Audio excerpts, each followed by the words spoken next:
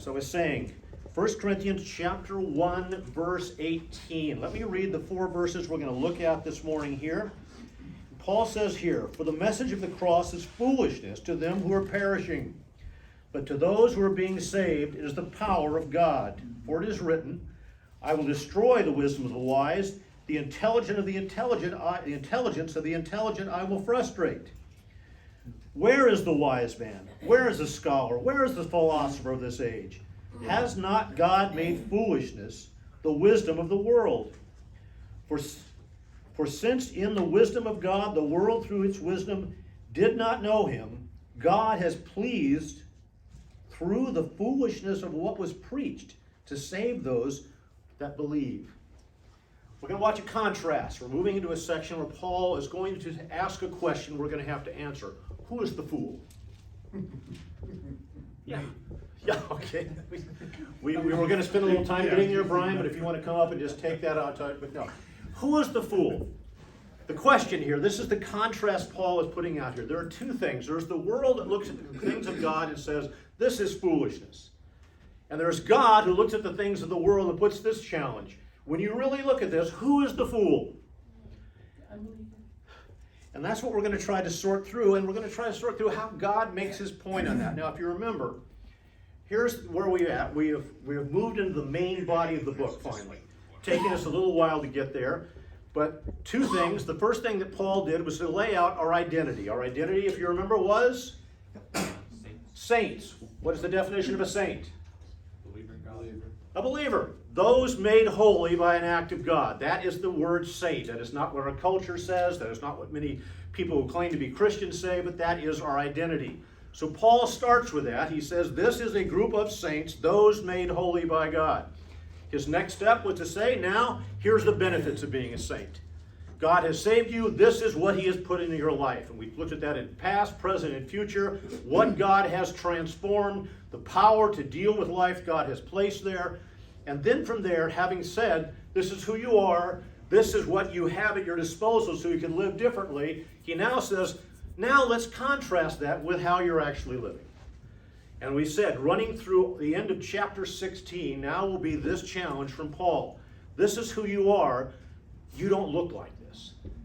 What you're doing is in no way consistent with this standard, and nothing is consistent with your identity. What you could be, what God has made you to be, what you should be in your testimony is in contrast with how you live. And this is what we're dealing with all through this. And he starts out, if you recall, as he goes into the problems, we look at all those issues. We looked at incest, we looked at all the list of issues, drunkenness at church events, every kind of sin you could imagine. But Paul begins by saying, here's the first one we need to deal with, the most important beginning point. Here's what we have to cope with. You remember what that was? Bickering. Let's stop fighting. Let's try to get on the same page. You remember he made this challenge. I need you to be one in these 2 areas, in mind and in thought. Remember that? In mind and in thought. You need to have, you will, you've heard this before, there needs to be unity based on having a commonly held world view.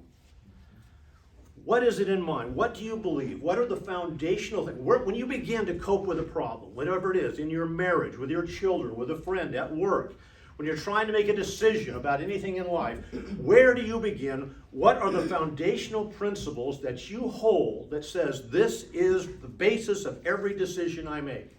What is your worldview? What do you hold to be true in your mind? And when you do that, do you actually go to this treasure trove of truth? When you know what the doctrines are, here's the next question. Do you actually use those? Knowing what they are, do you actually think about those when you make a decision? Because you see there is a disconnect. What you know to be true may be a worldview that you hold if you sit down and wax philosophical. Well, Tim, what do you think? What do you believe? What are the foundational things you hold to be true? And you can rattle off all the doctrines. But when it comes down to it now, do you actually use those when it comes time to make a decision in life? Do those actually impact you? Is that the place you go to say, this is the decision I should make, these are the words I should use, this is the path I should take? And that's his challenge as a body of believers, to get on the same page. He sees you need to think and speak alike. Now, does that mean he wants us all little cookie cutters? Every Christian has to come in. We should get the Christian outfit. No, but isn't there a difference between worldview and doctrine, or does your doctrine become your worldview? Doctrine is your worldview as a believer. Yes, but so does the world think theirs is doctrine. We're going to talk about that today. Okay. As we ask that question, who is the fool? Yes, okay, Hold on to that, okay. because I hope to answer that with some clarity today. Our worldview is based on what we hold to be true. And understand this. It's getting a little ahead in our study, but since you brought it up, I'll go to this. We hold a set worldview from God.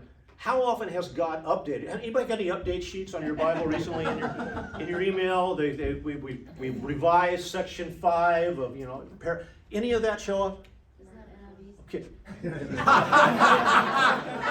Oh, touche. There you go. The worldview is based on a set of principles we call doctrine. This is what God has said to be true. Understand that doctrine is not a sheet of just statements that we put on our church constitution. It involves not only just statements of truth, but issues of how we act. Doctrine covers all of these aspects, and our worldview is based on a set body of beliefs. When you talk to the world, however, the challenge and the description we're going to see here is that that standard is constantly changing. It is a shifting thing. It's slithering around. You can never nail it down because the world is constantly updating, revising. We're going to talk about that in depth. But hold on. Yes, our worldview is set on a set of doctrines that says this is what we know to be true. A foundational set of principles. And this whole thing of dealing with their divisions, with their bickering, with the fact that they can't get on the same page dominates all the way to the end of chapter 3. But what we're going to do today is we're going to try to dig in and find out why it was they couldn't seem to get together on the same ideas. Remember again, we are talking about saved people. All of these sins, and every one of these sins we can look at and say, yeah, we see people doing that all the time. But remember, the focus here is all those things are not happening out there in the world. Where are they happening? In the church. They had separated from sin, but they could not separate from their culture. They could not get themselves into a worldview that changed their conduct. And this is where Paul is trying to get them on the same page. He wants them to understand this. Now remember when the bickering started, when we talked about this last week, what was the first thing Paul addresses in their petty, stupid argument? What were they arguing about? I'm up. What's that? I'm I'm up. Yeah. Who do I follow? And remember the 4 names that they came up there? Apollos. Apollos, that dynamic preacher. Apollos, who was known for eloquence, for power from the pulpit. Paul, the guy who founded the church. And who else? Peter, Cephas, the chief apostle, everybody, one of the famous people. And of course, all those that really knew how ridiculous all was, they said, we identify instead with Christ. And we're not sure now whether those were the ones who got it right or the ones who said, I'm above all of that. I only listen to Jesus. And as I said, I've had people actually tell me that I don't listen to any other teachers. I just take my Bible and let Jesus teach me. I've always wondered, did you notice that Jesus did use people to write that book? And that there's teachers here, but however that works. Prophets too. There are things that you need to look at. But that was the beginning point. I want you to start to understand something. It's going to be a little different today, and I hope you bear with me because we're going to talk about philosophy today. We're going to go into philosophy today. I want you to understand the setting. Why did they have these personality cults? Why was that happening in the church? It caused division, and it was certainly a problem. Where did it come from? Why would they have such personality cults? It's Yes. Greek culture, following all the different philosophers. You betcha. Like crazy. Greek culture. The Greeks loved their philosophy, adored it. If you've had a classical education, as some of us are old enough to remember when they actually talked about some things in history in school, you remember that the cradle of democracy was Athens, the cradle of democracy, there in Greece. And philosophers, we remember the big names? Socrates, Aristotle, Plato, the big 3 there. Philosophy, we've talked about this. Understand, Greek city-states, the design of the city was surrounding a central location in almost all of them that was set up for one purpose. so that philosophers could come and debate. You remember when Paul arrived in Athens? He went down there and met with the philosophers because that's where they met. I understand. We have our jerseys. I've been playing this until my team got creamed out of the playoffs here last week. But we have our things, and you'll see these people that wearing a jersey with a guy's name on it, right? Now, I want you to imagine in Greece it would say Socrates. You know, it would have a name, and they had all their favorite philosophers. And it was this kind of thing. They were very much saying that we identify with how brilliantly this guy lays out the philosophy of life. So in their minds, when they got in the church, they weren't causing divisions. They were just doing what they always did. I'm now a Christian, but let me find out which Christian has the better philosophy of Christianity than the other guy. And so I align with Paul. He gets it right. He's the best Christian. Pauline Christianity is far better than Peter's Christianity, or Apollos' is better. This was their understanding of life, and it made perfect sense to them to be in these personality cults. Now, how did you gain a following? If you were a philosopher, what kind of skill sets did you really kind of need to get people to be thrilled with you? Alec had a great oratory skill. That's where Apollos falls in. What else might get you a good following? Right, just be smart, really sharp. You know, well, he's dull, but he's brilliant. There's Paul. Paul may not have had the oratory skills, but man, could he parse something out? Could this guy lay things out and make it sensible? Personality, persuasiveness, your ability to act, quite frankly. This was the whole thing around Greek culture and how they would sit there and just be mesmerized. Understand, when Paul goes and begins talking in Athens, he had to be really frustrating to them because he wouldn't play the game. Paul didn't go in there and try to outspeak and out-emotion everybody else. He would go in and point out, here's what's true. And the problem is, in philosophy, that's not the goal. The goal is what might be true now, what might be truer than what you think, or truer than what, but we never want to nail it down, because if we nail it down, what have we done? Party's over. We're out of jobs. I can't have the people following me. It's not going to be exciting anymore. The game's over. Truth had to be something that was always elusive and always pursued and was always never completely defined. Remember that famous statement, what Pilate said to Jesus, what is truth? In his mind, he wasn't being ruder or nasty to anybody else. He was asking the question of his age. We don't know. Yeah. And that's, I mean, it spilled over into Jewish culture then too.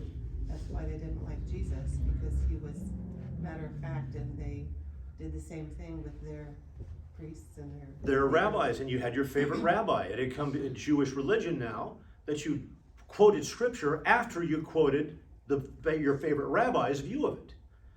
Paul's popularity was based on being associated with the greatest rabbi anybody could remember, Gamaliel.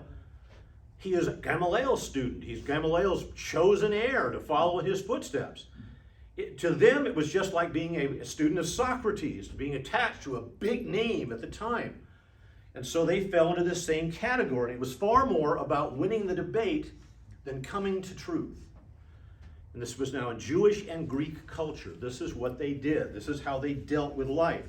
Let's try to figure it out. It is called philosophy. Now, I'm sure that the college professors where I used to work would not be thrilled with this to say that, but philosophy, to be boiled down, is simply this. It's some man's opinion. That's what it is. It is someone's opinion. That is not to say that I've quoted Socrates, I've quoted Aristotle. Do they sometimes say some really great stuff? Yeah, sure. How do I know it's great stuff? Because it aligns with the Bible. Because it agrees with Scripture. So if it agrees with Scripture, it's good philosophy, which means I really don't need a philosopher. I need to read Scripture. If it doesn't agree with Scripture, it's bad philosophy, and then I still don't need it. But the bottom line comes down to that. Yes, philosophy can arrive at some really great truth sometimes, but that doesn't mean that they are seeking truth or to get there. Now, I want to put this in, because in all honesty, our current culture hasn't changed much from Greek culture in this regard. philosophy is still the driving aspect of how we approach life. We now call it social science. The social sciences, the areas we go, we can look about sociology, psychology, psychiatry, anthropology, or currently the new one, gender science. Here. All of these have a nice word attached to them. They're science. They're clear, they're categorized as issues of science, and all of them are human philosophies. Now, does that mean that there's never any science involved in these fields of study? No, there's some real science involved in that. There certainly are. Some of the things they do, some of the ways they go about it. But understand this, that most of them are based on a human opinion that is constantly changing. Has anybody ever gotten a degree or studied in the areas of psychology or psychiatry?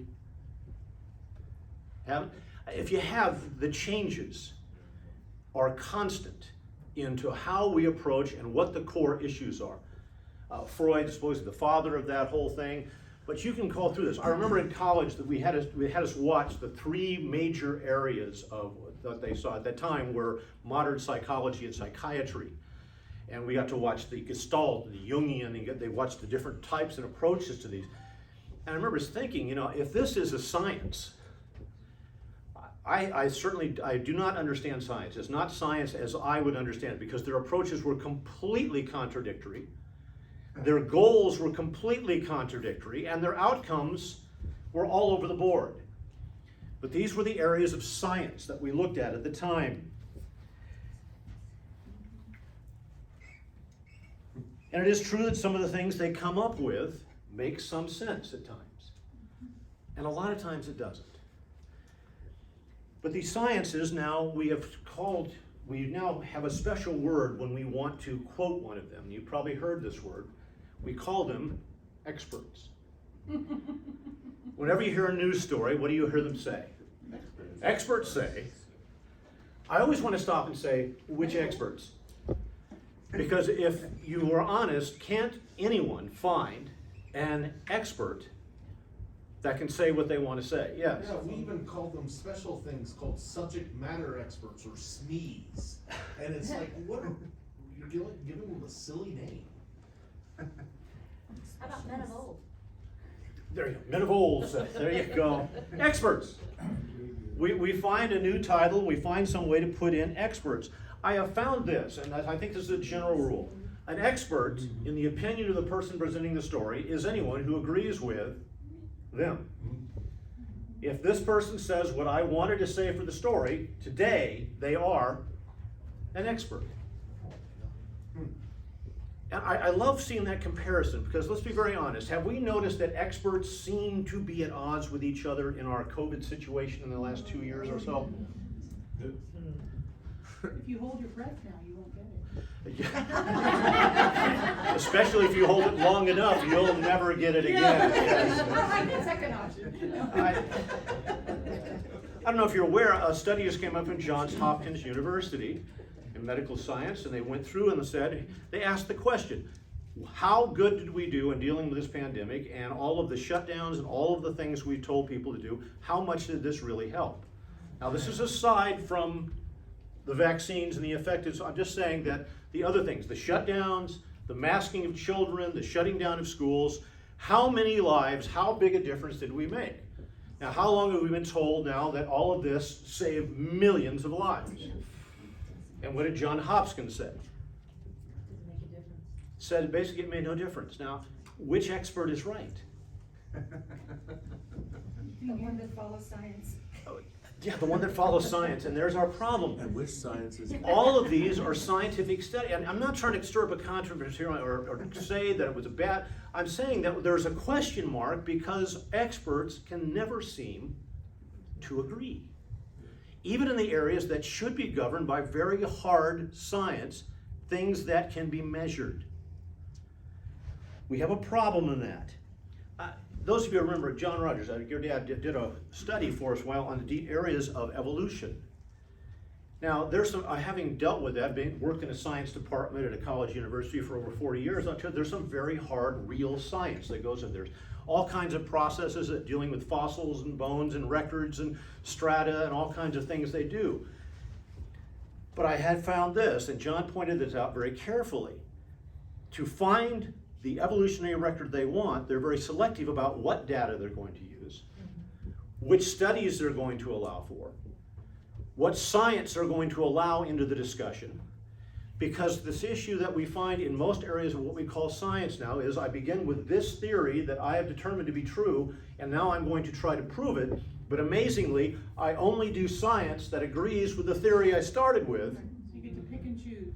to So make I it will fit. pick and choose what goes in there. And I shared you the story of we had a researcher that his job was to run tests on dinosaur bones.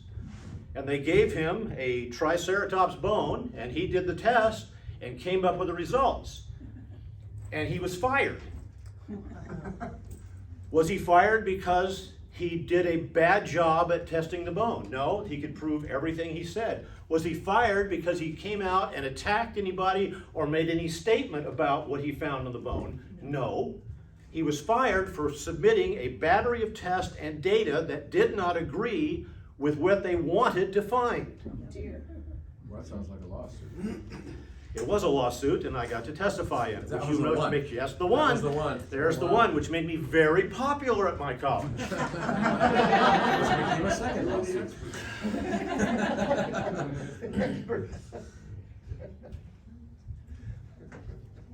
Philosophy drives life.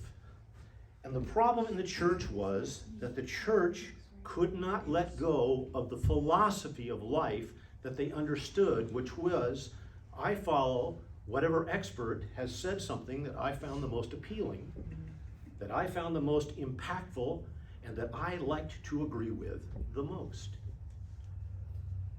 That is what they went after.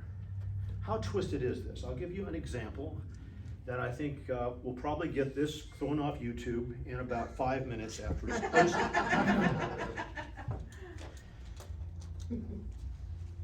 Not more than 10 years ago, studies said this about gender identity confusion.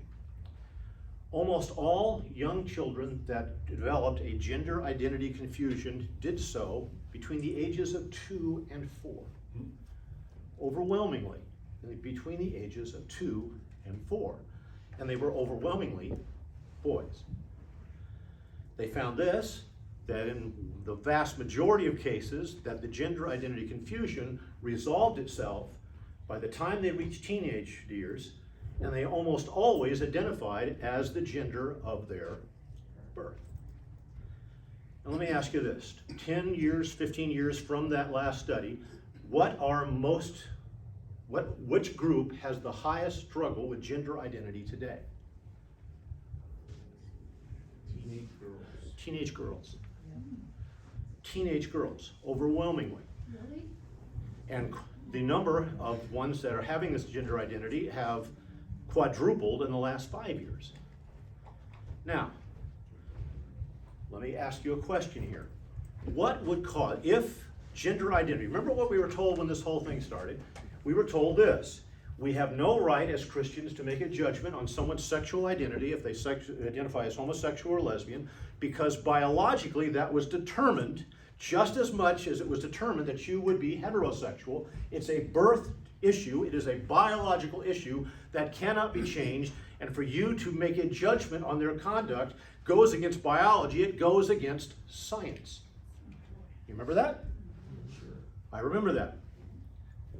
What are we being told now? The opposite. Suddenly, gender, according to the experts, according to the science, is an issue chosen at any time by the person's personal opinion. And not only is it just between two options now, heterosexual and homosexual, you have a couple of dozen options. Now I have to ask you, if science and experts are in charge, which is it? Can I not judge that conduct because it was purely based on a biological issue determined at birth? Or is it an issue of choice by your personal desire that can be determined at any point in your life? Which one is it? Because right now we have laws that say I'm not even allowed to counsel someone to leave behind that lifestyle, even if they ask me to do so in California. And Canada's laws are even stricter. You can go to jail for doing that. But we have just said it is now an issue of personal choice. Try this one. Why has it turned to teenage girls? Why have they suddenly become the primary group struggling with this identity? Because we wanna make them male, they got this equality. There's part of the drive. There's part of the drive. What else? Let me ask you this. In our world of interconnectivity and all of these devices you have and all the things, how much closer has that made our young people feel? How much less isolated has it made them feel than it used to be? It's actually more isolated. It's actually more isolated. And you know which group feels the most isolated, the most unhappy with their lives, the most outside of everything? You know which group is the most impacted by all of this? The one that's more relational. Teenage girls, the ones who are the most relational. Because guess what? That relation isn't a real relationship.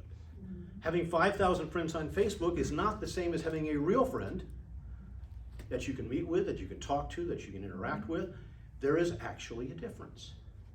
And teenage girls who struggle the most with body identity, with a sense of self-worth and all the other things are the most impacted by that. Yes? It's funny, but whenever we start making luxuries out of ideas, those luxuries start getting abused, and then stupidity comes out of that. It's kind of interesting because, in my mind, we have now proposed that you can choose what you want to be as a luxury, not as what it is bare bones.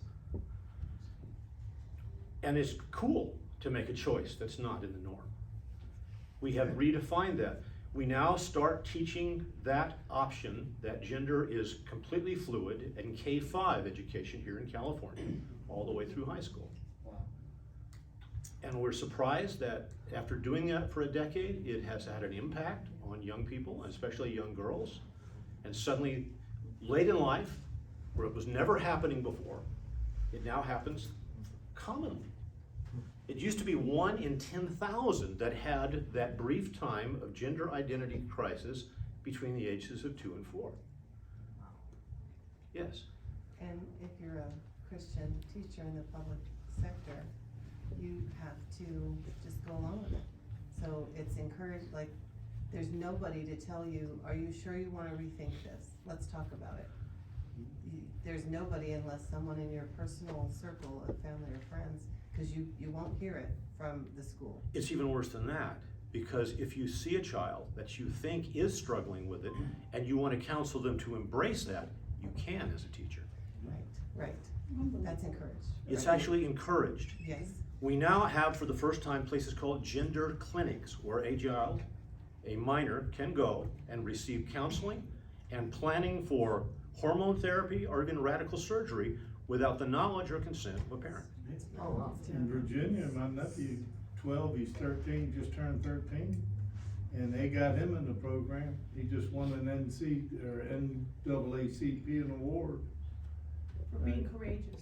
And it's crazy, and the county's paying for it. I have no earthly idea how they do it. There's a very famous case right now that's going to go through our courts where a mother found out that her 11-year-old daughter was being counseled by school authorities who singled her out and began helping her transition to becoming a male with never a single contact with the mother. Wow.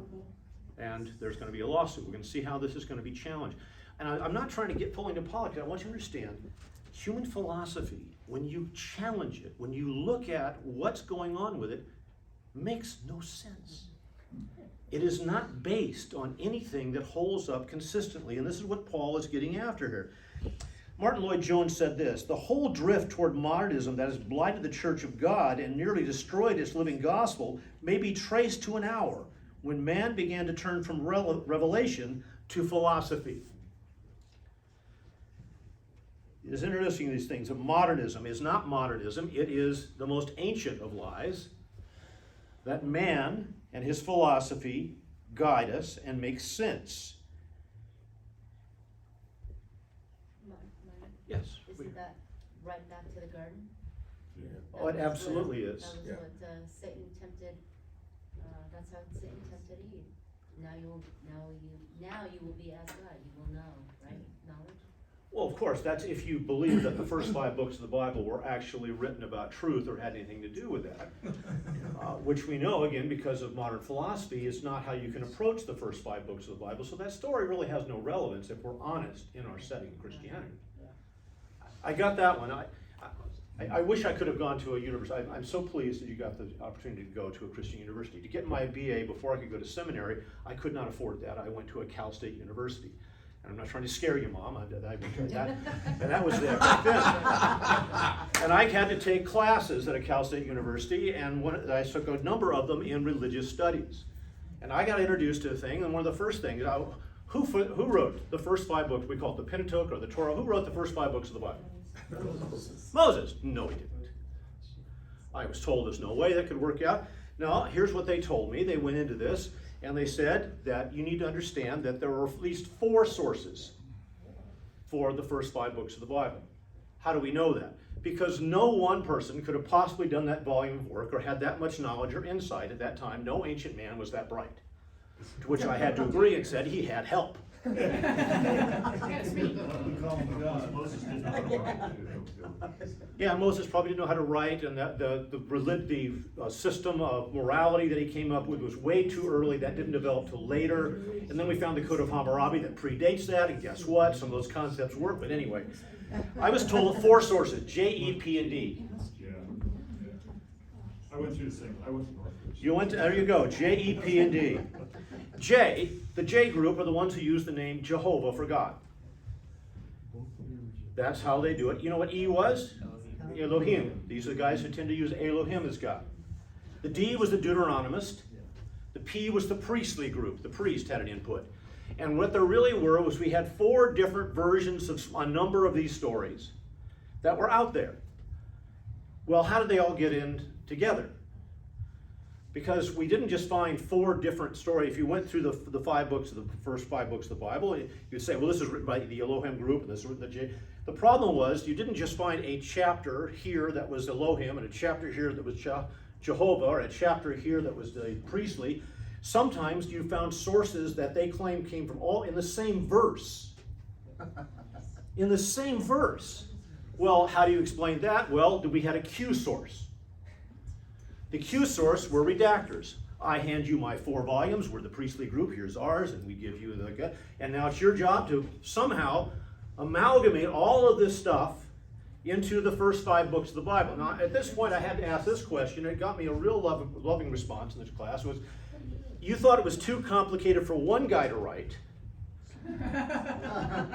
and now you've got a theory where you've got at least 4 sources that somehow all were pulled together.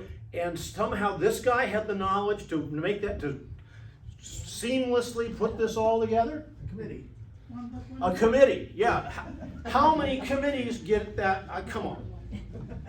Now, they didn't like that one. Well, if nobody was smart enough, how could anybody be in the committee? If there's not one smart enough, how can you get a committee of smart people? This is where Jason has a And they gave examples of it. Here's the proof that there's different writers. We come to the story of the parting of the Red Sea. Moses parts the Red Sea, they march across, the Egyptians follow, and what happens? Water comes in and drowns them all out. They said, but if you look in the Bible, it says, first off, here's the thing it says, they marched in, they were all drowned in the sea. And the next verse it says, and he saw the dead on the seashore. See? Did they die in the water? Did they die in the seashore? Okay, you're laughing because you had a thought right away. What happens when a lot of bodies get washed in the water, and then what happens when the waves whap up on the seashore? The bodies wash up on the seashore. And I'm thinking, is that the best you've got? Really? No, it was the Reed Sea, and they all drowned in 6 inches of 6 water. inches of water, praise God for a miracle. There you go. Little tiny waves lapped over their ankles and they all died. I don't know how you write it, that's impressive. That's even more difficult. It was funny when my professor had that, and we started to bring stuff like that up, and he goes, I just don't want to talk about it. All you Bible believing people, I just don't want to talk, let's go on to the next thing. And he just didn't want to talk. Mr. Grossman was determined that we were going to discuss this, that he was looking for a Christian that would challenge that. And I'll tell you, that was the most unpleasant class for me for all the time I was there. And they definitely passed the game around, because when I got my NESC Religious Studies class, when the guy called out the names and said, "Oh, you're that one." This was a nice start to a class. So How many times do you have to take classes over before you actually got to seminary? I almost didn't get one class grade. They were going to fail me because of the study I did. I did a study on the acculturation of the Cherokee, which showed the benefits of Christianity and how it helped the Cherokee cope with the changing world around them. And that's not what you're supposed to do, to say that Christianity helps the native population. I had to challenge that and go before a board and committee to get the F overturned to get the grade. Wow. So anyway, that's how these things go. And that was what, in your late 70s? That's in the late 70s, early 80s. Yeah, we're talking, well, things have certainly gotten worse since then. And all that, just to get you this idea, human philosophy isn't about finding truth, it's about finding what you want. They had determined that, one, we're not going to like the first 5 books of the Bible. 2, we probably don't even believe there was a Moses. So 3, we've got to come up with another theory. And here's where the inconsistency lies. And this is the challenge that I had to go into the class with. How do we approach all other ancient texts? What are the standards we use for determining the accuracy of an ancient text? Anybody know? What is how many copies of it are, is there? We look at extant copies, and we go back, and the oldest copy becomes the what? Standard. The standard.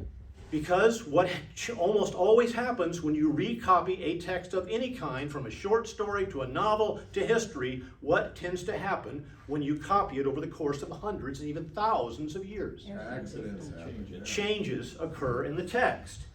Well, guess what? The standard is, the most ancient text we have is the standard that says that's the most original we're aware of. Do you know what we have as far back as we can push the Bible? The same text. It has not changed. And here's the other thing. If there was a JEPDQ source, what should I find if I push it back far enough? I should find some pages from at least one of those sources. You know what we've never found? Not a single page, not a paragraph, not a line of a group that supposedly all was pulled together to create the first 5 books of the Bible. Human philosophy does not play by its own rules.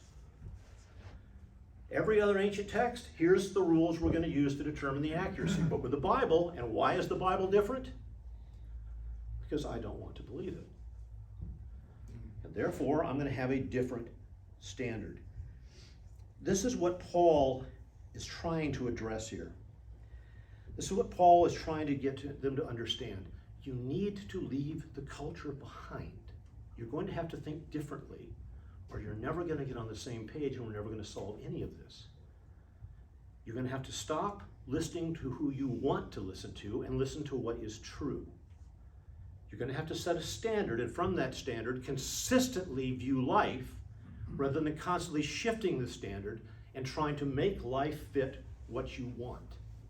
Myron? Yes. You did say in the very beginning of 1 Corinthians, though, that he was really kind of edifying them and encouraging them as quote-unquote brothers. Yes. So these are believers, and that's mind-boggling to me, that they're so far off to the left, yet they're considered believers. Understand, the very first people that proposed the 4 JEPD that were claiming to be Christians. Modern critical science in the Bible. These were people from the church who came. This was not the world that first invented that theory on Bible interpretation. The Methodists and the American Lutherans teach that today. Today, They yes. use the Q's. They use the Q's. Unbelievable. Wow. This is where we go with this. The church is perfectly capable. Yes, ma'am? Just, you know, the kids who grew up in the church, like our own, and so they learn from Sunday school, and even when you go to apologetics, you know, Christian student conference and all this stuff, and then when they go to so-called higher education, and all of a sudden, when they start hearing what you've heard going to school, and it's even much worse, and then all of a sudden their eyes are enlightened and say, oh, I've been believing a lie, and this is not true, and so now we have someone who's so-called an expert, as we said, they would be saying this and that, and that's a misinterpretation, there's errors, there's, you know, what about, look at this verse, it's contradicting this, and the Bible is this and that, and then all of a sudden she's saying, yeah, I don't believe it anymore, because someone who's an expert have told her that it's a lie. Whereas what she's learned throughout all her life being church and all that. So So it is like with the facade of education, the facade of this higher degree, that when someone else has a doctorate degree in teaching you these things, then they're right. And so that becomes this thing constantly that the church is fighting against when the kids go to college, is this expert. that They use that teach. very thing against us, Yeah. because we teach our children what? To respect authority. That authority matters, that there is a reason to respect authority, and now the authorities in their life are saying that the past authorities lied to you all along. Mhm. What I've always found amazing is this, and remember when Paul started this letter, he says, I came to you and I purpose to preach Christ and Him crucified. He said, I kept it simple. I went to the basic truth. Here's what I find. The problem that most people have with Scripture is it's too simple. How can it be only about the life, death, and resurrection of one man in a point of history that changes all of life? That's way too simple. Yeah, look how much bad this guy did, and how this guy was a pretty good guy, and wait, they get the same thing with just this, Oh, come on, yeah. the solution's the same. Look at it. Man wants complicated religion. Have you studied the Greek religions in depth, any of you? Yeah, you know, but what this really boils down to, looking at it, it's an economic issue. You even go back to Paul's time with the Greeks and stuff. That was an open society. Those who were good made the money. If you really study since the Enlightenment period in Germany, that they all came over here when they got thrown out. If you look at who financed Darwin and all these guys, it was always big money people financing the liberals to push the idea. And if you look at today, like this whole fiasco with this make-believe virus and stuff, go back and look at who's sponsoring that. It's all rich people. What I'm trying to say is I can buy, I do it in my world. If I have enough money, I can buy any expert I want. So the reason there's no truth today, it's all based on economics. The one thing I found about running around Central Asia and stuff, it's like in Kazakhstan, there is no open homosexuality there because they kill you. Even at the orphanages, if anybody, especially with the girls, I personally know them at high school levels, a couple of girls went lesbian, they throw them out. It's a whole, when you have a society that isn't driven by economics, there's more absolutes. And I know this sounds funny, but you look at Russia today, they're a lot straighter, a lot more of a ethical society and a moral society than we are, because it's being driven by the Eastern Orthodox. I hear what you're saying, but I'll put this. I think the sin of man doesn't need money to mess itself up. No, but I'm saying it's Satan. I'm going back to the basis. It's Satan that sponsors that. This is Satan's world, and Satan seems to have. He certainly does, but I would put this out, that complicating it is just, it's a human nature. It's fallen man. It's a fallen man. We are sinful and we look for something, and we just want something that sounds acceptable to us. But go back to the 1800s in our culture. You couldn't be openly homosexual and stuff. There were more absolutes within. There were certainly more absolutes. The sin was different, how we approached it was different. I should say the sin, how we approached it was different, how we talked about it was different, but sin has always been sin. Well, it's always been there, but it's not. Always has been. But not to get off track, we'll never get done. I'm trying to get to the text here. All this has been introduction to try to get you an understanding of what Paul is trying to deal with. We have to have the right mindset to understand how unity works. We have to be built on this. And as I say, sin, humanity has always wanted something that appealed to them. And this whole sense of superiority, you say it goes back, you made the mention, it goes back to Satan in the garden and so forth. I'll tell you, what is the basis of sin? It has always been pride. It has always been a desire to find something that justifies you and puts everyone else down. I have really bad news for you. America did not invent bigotry and racism. It has been there forever because it comes from a basic sense that man always thinks he's better than anyone else. You know who coined the phrase barbarians? The barbarians? The Greeks. Oh. You know what made you a barbarian? You didn't speak Greek.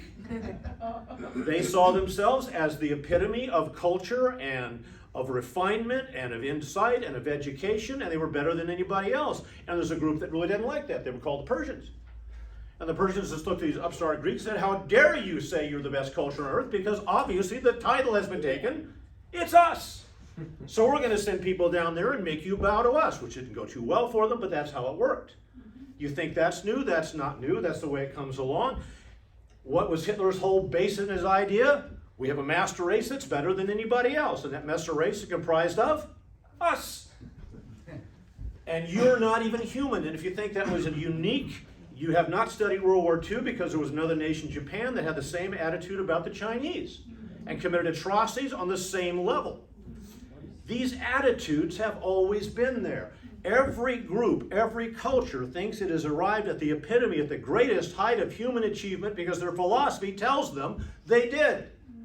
And we adopt an attitude in anything that will feed that attitude, and we move with that attitude, and we always will, unless God stops the cycle.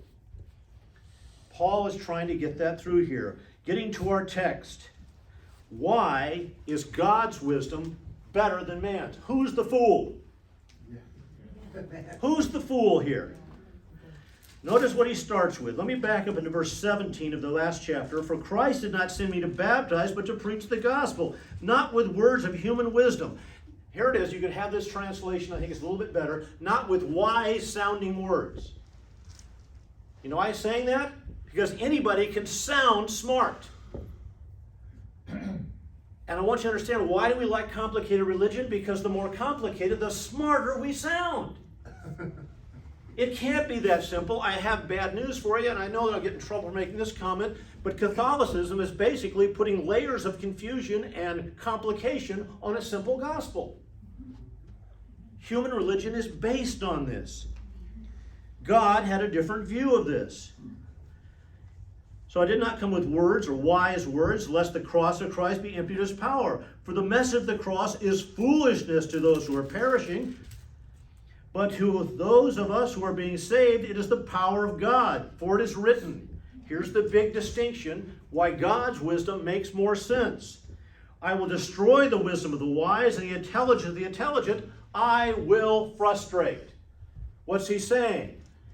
What makes more sense? A foundational truth that is consistent through the ages, or a constantly moving target that nobody can agree on? And he's saying, which makes more sense? Which seems wiser? A truth that holds up under every attack and every attempt to undermine it, or a truth that is constantly shifting because you're proven wrong the next time you look at it? And the same person who said it is now saying something else weeks later, because they found their own idea was flawed. And God is saying, take this challenge. Mine holds up. Humanity doesn't. It doesn't make any sense for that. And this is taken for an interesting time. I'm running out of time very rapidly. Let me get to this. He took this from a historical point, and this is from Jeremiah, I believe, but we're talking about a time when the Assyrians were going to take over Israel. And here's the challenge. Here's what went on. The Assyrian king met with all of his aides and all of his insight people and all the brilliant men of his time, and they said, you know what? We can go down there. We have the manpower. We have the logistics. We know exactly how we'll go down so we can support this army of over 200,000 men. And we're so smart, we can do this, king. You can take Judah out there, nothing. And they planned it out, and off they went with this massive army to take out Judah. And God said, no. Not so fast. All your wise men said you can't lose. All of your logistics said you can get that army down there without losing a man. We can have the food, the water. We know exactly how we're going to go and how we're going to work it. You send all your scribes. They're going to record the victory for you. They're going to take a complete inventory of all the loot we're going to take. Everything was planned out in human wisdom. It could not go wrong. God said, no. And he said, I'm not going to let Judah win the battle. I'm not going to let your guys come out with a battle plan or any kind of a way to foil this. We're not going to have any logistics. I'm going to handle this all by myself just to make a point. So he said this, you've got an army of over 200,000. You know what I'm going to send? I'm going to send my army to knock them out. And he sent an army of one angel. And overnight, if you remember, the text comes up and it says they awoke in the morning and lo, they were dead. Now, that doesn't mean they woke up and noticed they were dead. It means that the one survivors looked up and said, there used to be over 200,000 of us, and I'm sitting here in my tent, and 185,000 of us are dead, and I have no idea what happened. Can you imagine the shock of that?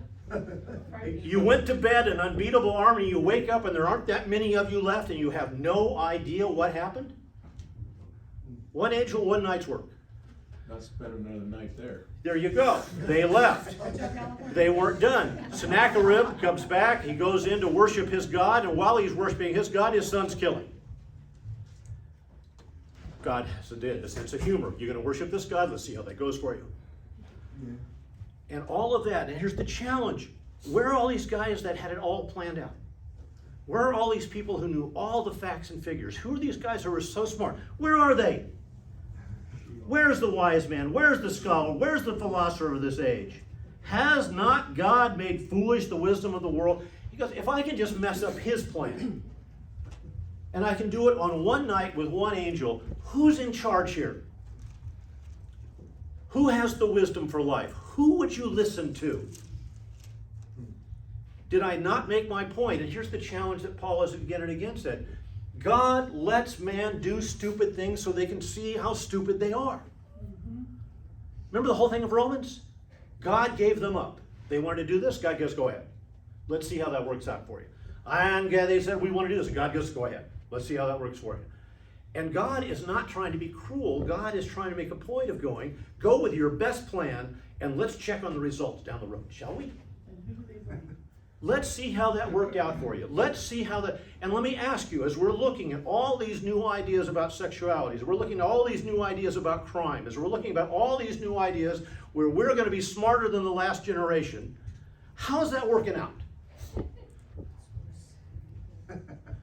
Is there really any debate about whether things are better or worse than they were before we started down this path? Is anybody really gained anything? And why do people refer to the good old days? You know? Some because we think it was our age and we were better than anybody else because that's our sin nature again. And some because some things made more sense when there were some absolutes that actually governed life to some degree. All I want you to get in this introduction here is this. The challenge that Paul is putting out is take a hard look. He's talking to the Corinthians and saying, you want to hold on to this old idea from your culture. You don't want to leave that behind because wisdom, philosophy, the brilliance of man is just so fascinating to you. In all honesty, were they that good? Did they really make that big a difference? Did they save you? You're now a Christian and you're holding on to this old culture. Did that old culture save you? Or did this simple gospel based on a fact change you? Understand, the world can't stand the simplicity of the gospel. Have you heard how we've had to change AD and BC now? What?